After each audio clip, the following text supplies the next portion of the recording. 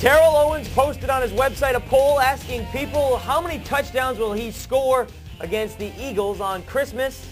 Well, the poll has answered 2.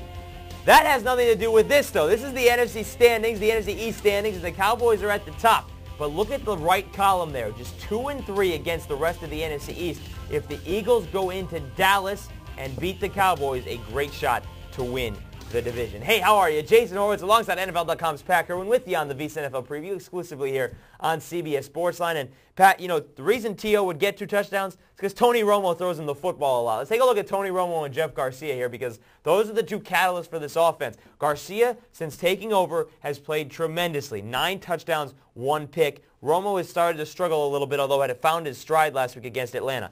This Philadelphia team, last time with Donovan McNabb, they beat Dallas. Are they a better team now? You know, they're an interesting team right now. I wouldn't say that they're better without McNabb, but I will tell you this. Since Garcia has taken over, they've balanced up this football team. Anyone who follows the Eagles knows this has been a heavy pass, 70% pass team all through the Andy Reid era. But now, and maybe it's because they were conservative with Garcia, but they found a little magic formula. They're a little over 50% run. That will be a problem for the Dallas defense. And I'm going to say this when you watch them on tape. What they can do now that they probably didn't even think about doing in years past is let's run that ball against the Dallas defense. There's a little home in there right now running the football against Dallas, setting up the pass, something they didn't do. They didn't come out and throw it you right away. I think we're going to see a lot of run early and set up the play-action pass and give Garcia a shot at this. Well, the guy running the football would be Brian Westbrook, and he has been a catalyst. First time in his career that he is over 1,000 yards actually running the football. His previous high before that was just over 800. He's going to probably have around 1,300 yards, 1,250, 1,300 yards when this season is over. So when Westbrook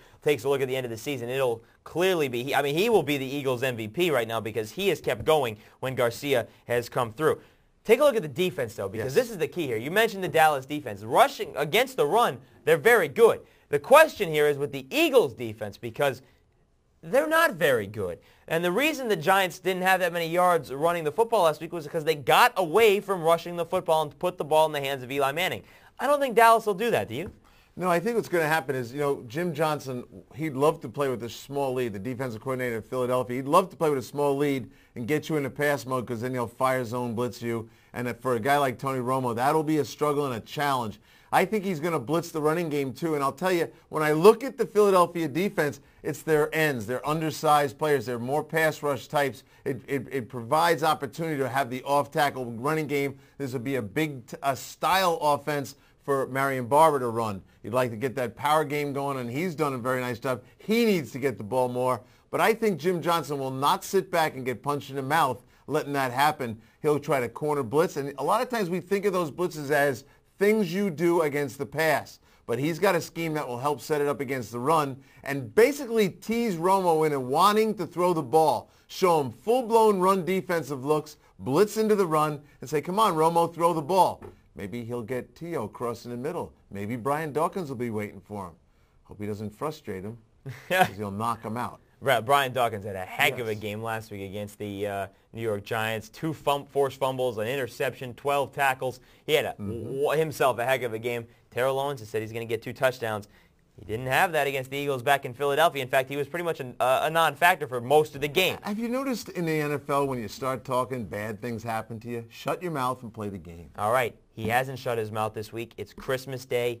Who wins the game?